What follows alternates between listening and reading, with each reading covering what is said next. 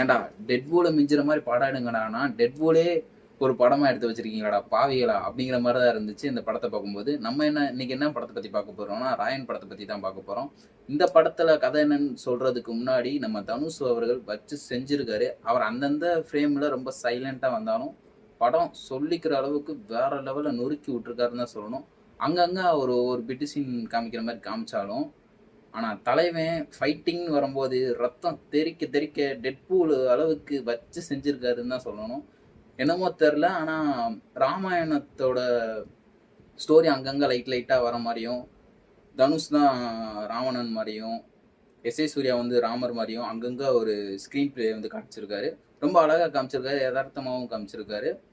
Overall இந்த படத்தை பத்தி ரொம்ப தெளிவா சொல்லணும்னா தனுஷ் ஃபேனுங்க கண்டிப்பா போய் பார்க்கலாம். வச்சு நொறுக்கி விட்டுருக்காரு தலைவன். தலைவன் என்ட்ரி ஆகுற சீனா இருக்கட்டும், அந்த பிஜிஎம்மா இருக்கட்டும், நொறுக்கி விட்டுருக்காரு.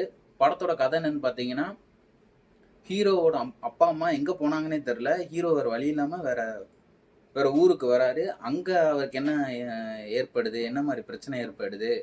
அவர் அதுலேருந்து எப்படி வராரு? அவர் அண்ணன என்ன மாரி பண்றாய்ங்க? சம்பவம் பண்றாய்ங்க.